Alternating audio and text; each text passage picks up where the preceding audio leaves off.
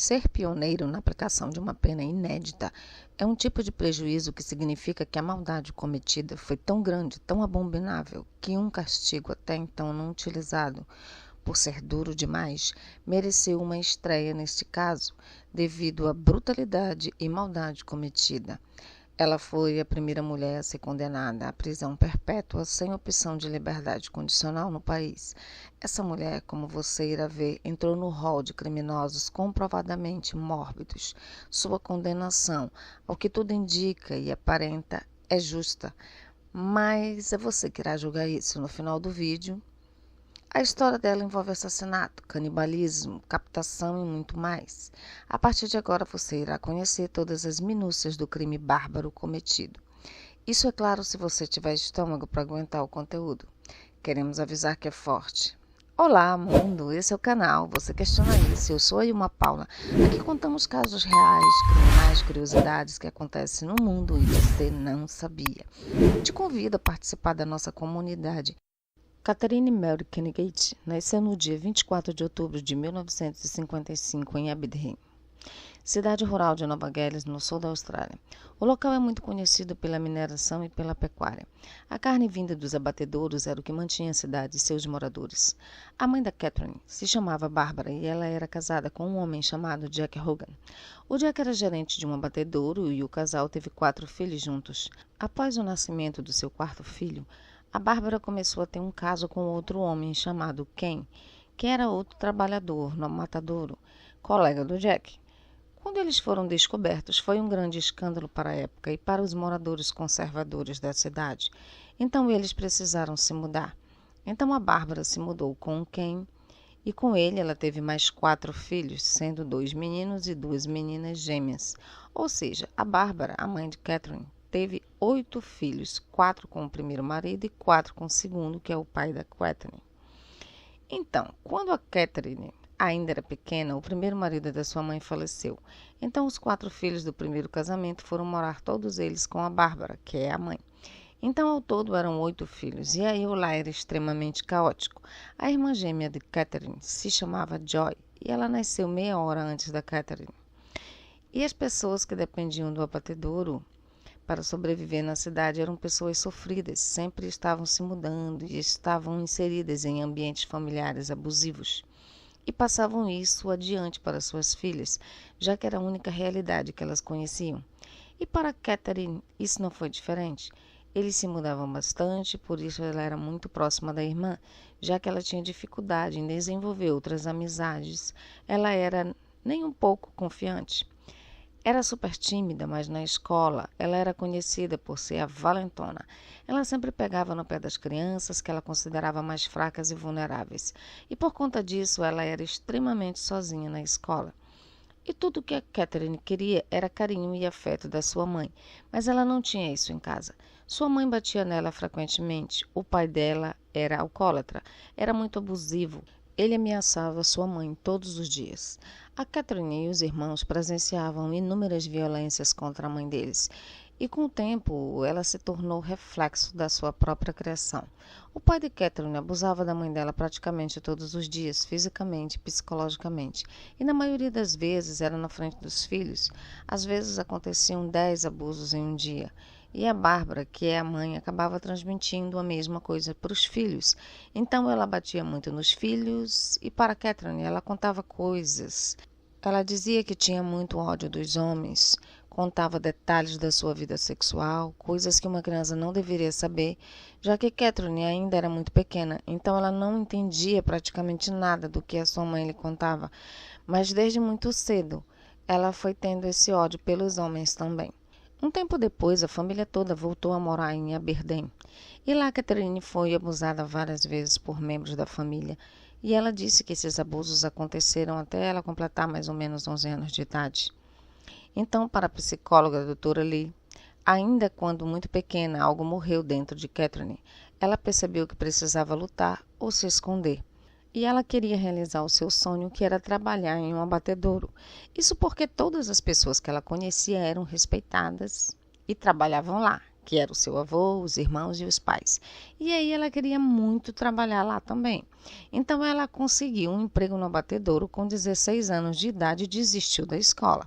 E ela começou a trabalhar num quarto horrível, um local onde as vísceras eram separadas, mas aí os donos do abatedouro ficaram muito impressionados com a adolescente e logo a promoveram a desossadora.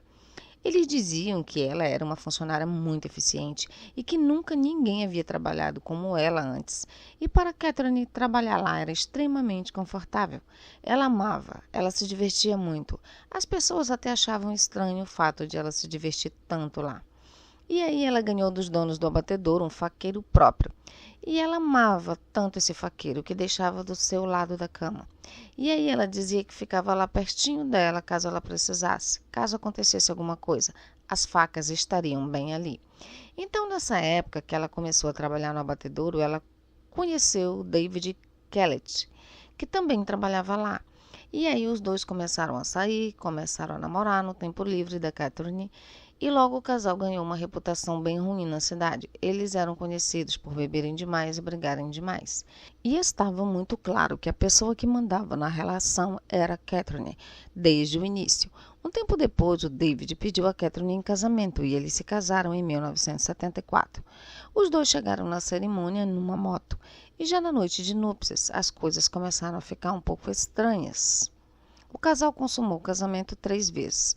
E aí o David dormiu e acordou com a Catherine em cima dele. Ela estava o estrangulando.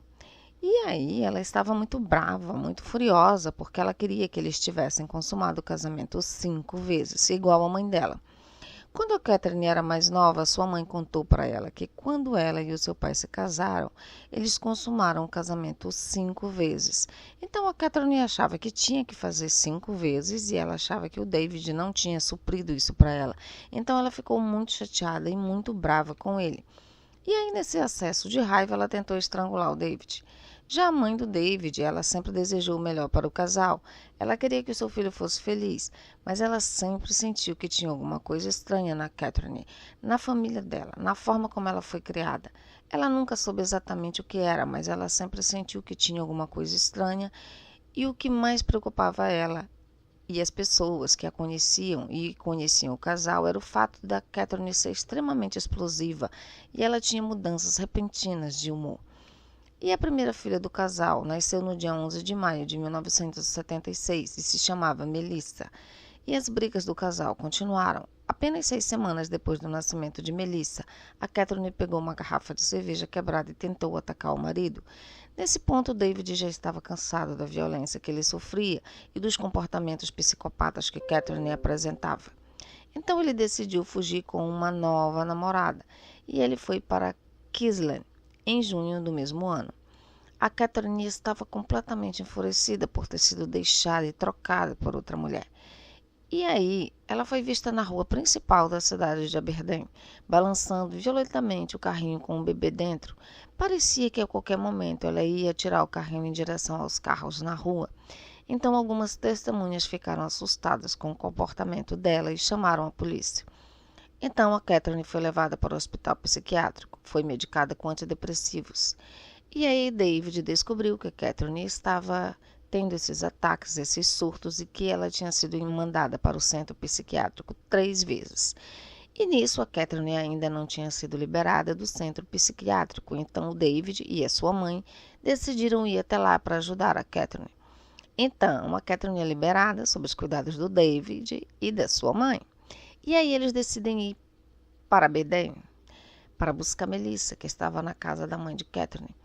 Então a Catherine e o David voltam e eles decidem se mudar para Woodbridge para tentar novos ares, dar um novo começo para o relacionamento deles. Lá o David conseguiu um emprego como motorista de caminhão e a Catherine começou a trabalhar no matadouro de Brisbane. Um tempo depois, a Sandy, que é a irmã de David, testemunhou um comportamento muito violento da Catherine, que ela disse que nunca vai esquecer.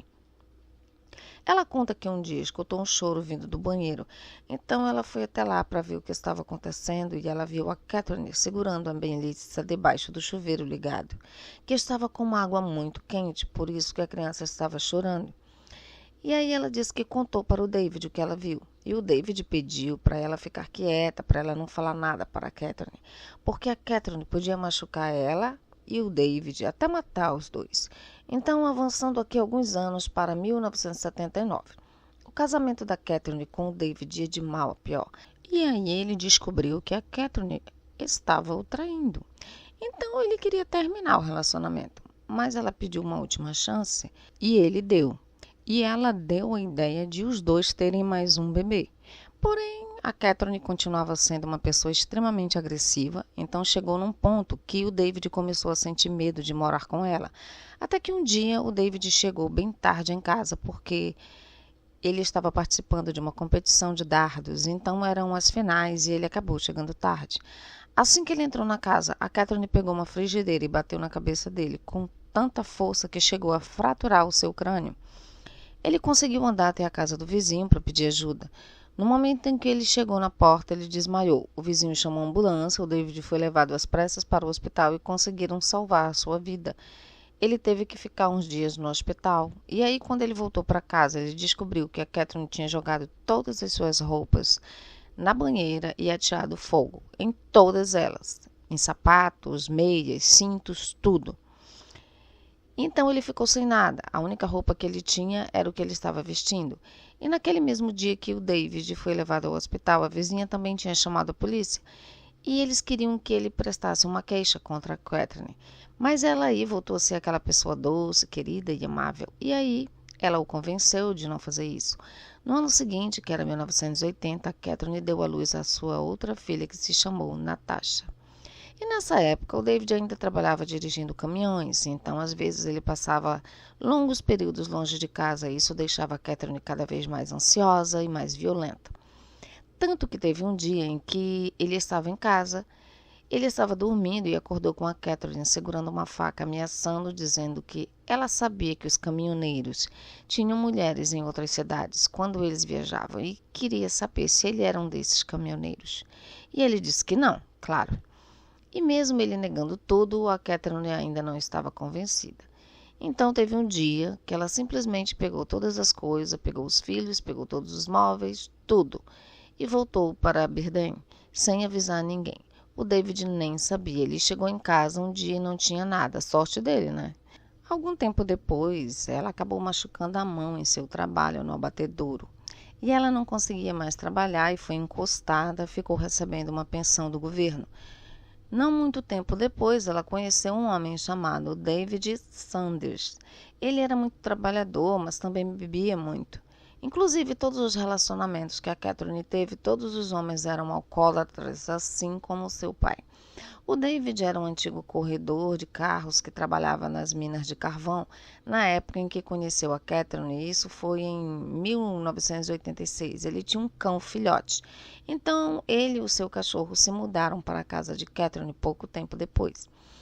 E esse relacionamento da Catherine foi igual a todos os outros, muita briga, muita violência. E aí teve um dia que o David chegou um pouco atrasado em casa e quando ele entrou na casa, a Catherine estava passando roupa e ela estava segurando o ferro. E então ele foi dar um abraço nela e ela o queimou com o ferro e tentou acertar o ferro na cabeça dele. E o motivo era simplesmente porque ele tinha chegado atrasado. Mas aí aconteceram outras coisas. Até que o David foi percebendo que o relacionamento não ia dar certo. Ele disse que queria terminar, que ele ia deixar a Catherine. E aí ela teve um acesso de raiva no meio de uma briga deles, pegou uma faca e cortou a garganta do cachorro dele, que morreu ali em sua frente. O David tentou deixar a Catherine algumas vezes depois do incidente com o cachorro, mas ele não conseguia. Ela não o deixava ir embora. Em junho de 1988, a Catherine teve uma filha com David. E quando a bebê completou 6 meses, ele decidiu comprar uma casa para a família. Uma coisa bem maior e se mudaram para uma bela casa. Mas as coisas entre o casal não melhoravam e ele ainda queria ir embora. Ele tirou uma licença da mina de carvão e disse que visitaria um companheiro em outra cidade. Dessa forma, ele conseguiu escapar da Catherine. Ele simplesmente desapareceu. Ela não tinha ideia de onde ele estava. Ele foi morar em Newcastle e lá conseguiu outro emprego. Enquanto isso, a Catherine não sabia onde o David estava e aí o tempo foi passando e ela começou a se envolver com outro homem. E aconteceu a mesma coisa que os outros relacionamentos, abusivo e com muita briga. E aí ela engravidou dele também. Tinham muitos boatos que a Catherine vivia brigando com esse namorado novo e as brigas eram físicas. Então disseram que ela tinha quebrado os óculos dele, que ela batia nele e que ele também batia nela. E aí, aos 11 meses depois de ter conhecido esse cara, ela teve o primeiro filho com ele, que foi o único filho homem que ela teve na vida. E alguns anos depois, a Catherine decidiu abandonar esse novo namorado com os filhos. Ela simplesmente os abandonou. E quando ele conseguiu encontrar a Catherine, ela já estava em outro relacionamento. O novo namorado era o John Price. Eles se conheceram em outubro de 1993 e os dois tinham 38 anos de idade. O John era casado e tinha 3 filhas que ele amava muito, porém a Catherine queria ficar com ele e ela não tinha intenção nenhuma de deixá-lo continuar no seu casamento.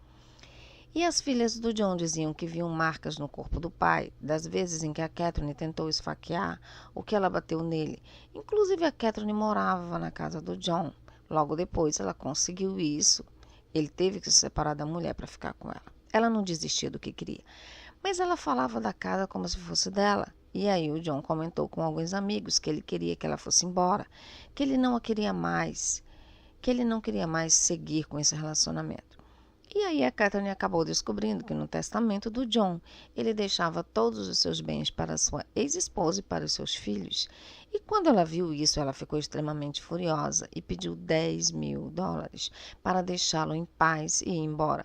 Mas ele negou e, como vingança, Catherine pegou uma câmera e filmou uns kits que o John tinha roubado no trabalho. E ela os enviou para a polícia e para o chefe dele. Então ele foi demitido. Ele tinha 43 anos e estava desempregado. E aí a Catherine disse para sua filha, Natasha, que se o John aceitasse voltar com ela, os dois ficariam juntos até a morte. Sinistro, né? E aí eles continuaram o relacionamento e as 2 filhas mais novas de Catherine estavam na escola e elas passavam a maior parte do tempo lá. Então a Catherine tinha muito tempo livre em casa, mente vazia, oficina do diabo. E ela ficava assistindo filmes de terror. Filmes bem violentos que ela adorava. Inclusive, quando ela foi morar com o John, ele deixou que ela decorasse a casa. E aí ela tinha um espaço cheio de itens relacionados à morte, tipo crânio, pele, chifre, machado, instrumentos utilizados em fazenda, todos pendurados pelo teto, na parede, tinha cabeças de animais penduradas também. Então, tinham várias dessas coisas que eram bem perturbadoras. Em 1999, a Catherine estava com 44 anos e ela estava desesperada para conseguir fazer com que o relacionamento dela com o John continuasse. Até que teve um domingo que eles brigaram muito feio, até a polícia foi chamada. E aí no dia seguinte, era uma segunda-feira, John foi para o trabalho e pela primeira vez mostrou aos seus colegas de trabalho algumas marcas que ele tinha pelo corpo, nos lugares onde a Catherine havia acertado com o fazedor de furo.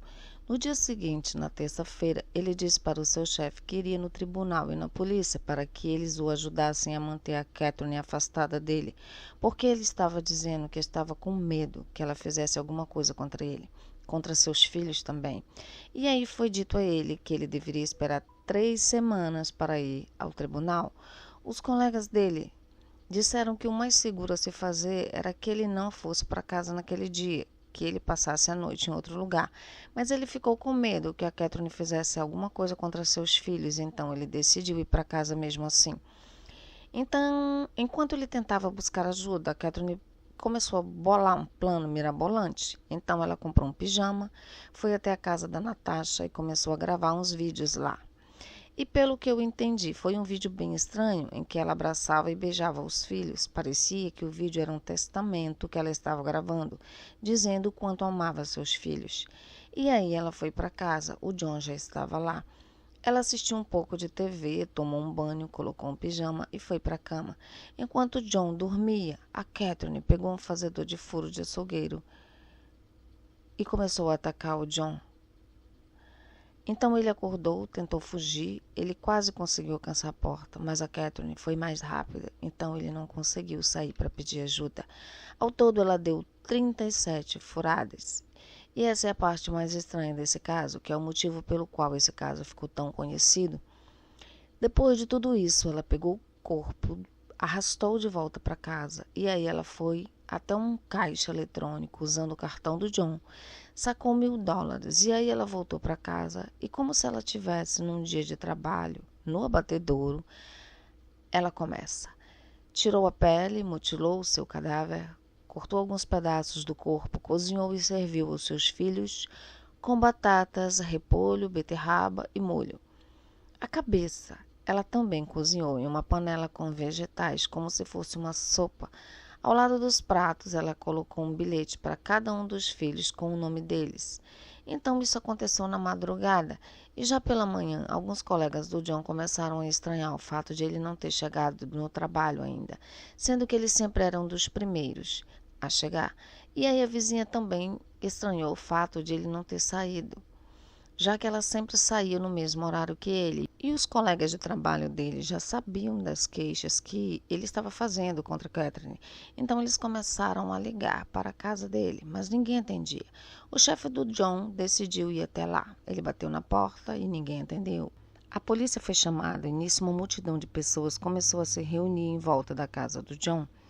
Quando os policiais forçaram a entrada da casa, às 8 da manhã, eles encontraram a Catherine desmaiada, porque ela tinha tomado vários comprimidos, e ela imediatamente foi levada ao hospital. O detetive responsável pelo caso conversou com esse policial que tinha entrado na casa, e ele detalhou para ele como era toda a cena do crime. E o detetive simplesmente não podia acreditar que um ser humano seria capaz de cometer uma atrocidade como aquela. Eles viram que nos bilhetes que ela escreveu com o nome dos filhos, tinha um que dizia que se ela não poderia ter o pai das crianças, para ela ninguém poderia ter. A Catherine ficou por 6 dias no hospital, mas ela disse não ter conhecimento algum dos crimes monstruosos que aconteceram na casa. O detetive conversou com ela e ela disse que não lembrava de nada, não lembrava de ter cometido esses crimes. E simplesmente ficou negando, inclusive o delegado afirmou que o caso foi tão pesado que afetou muito o psicológico dele. Tudo o que ele viu e ouviu sobre o caso, ele não gosta de lembrar até hoje. Então a Catherine foi acusada de tirar a vida dele. E ela tentou alegar insanidade, mas aí o promotor trouxe evidências de que a Catherine não possuía nenhuma doença mental, como ela estava tentando alegar. Inclusive, 3 semanas antes de ela cometer o crime, ela disse ao seu irmão que tiraria a vida de John Price, porque ela cometeria o crime de uma forma que fizesse com que todos pensassem que ela era louca. Então, o seu irmão testemunhou contra ela no seu julgamento. No dia 18 de outubro de 2001, Catherine Wright foi considerada culpada pelo assassinato de John Price e foi condenada à prisão perpétua. O jornalista Peter Lello entrevistou todos os companheiros da Catherine que sobreviveram a ela. E quando eles se sentaram para conversar com eles, todos eles eram homens muito parecidos. Homens fortes, durões, com mãos calejadas, rostos e falas grosseiras. E quase sempre com um cigarro na mão. Os 3 homens que ele entrevistou em algum momento deixavam uma lágrima escorrer ao relatarem as violências que sofriam durante o relacionamento com Catherine. Então, nesse caso, é muito doido pensar que os homens, os companheiros da Catherine, foram vítimas. A psicóloga Lily disse que o lado da Catherine não é uma doença mental. Ela é completamente sã e é considerada uma psicopata. Ela não sente amor ou empatia. Ela é cruel, incapaz de sentir culpa, egoísta e será perigosa até o último dia de sua vida. Hoje, a Catherine continua presa e ela foi a primeira mulher da Austrália a ser presa sem liberdade condicional. A Catherine é lembrada até hoje na cidade onde morou, porque as pessoas sempre falam: você se lembra da mulher que deixou o bebê no trilho do trem? Ou vocês se lembram quando ela matou um cachorro? Lembra quando ela tentou matar o namorado usando um ferro? E não só nas cidades onde ela morou, mas em todo o mundo esse caso ficou extremamente conhecido. Em alguns lugares ela é conhecida como a canibal australiana, por ter cozinhado o marido e servido para os filhos. Então eu nem sei o que pensar desse caso, é um caso muito sinistro. Então deixa nos comentários o que vocês acharam sobre tudo isso. Não esqueça de se inscrever no canal, se você é novo por aqui, se inscreve para não perder nenhum vídeo. Fiquem com Deus e até a próxima.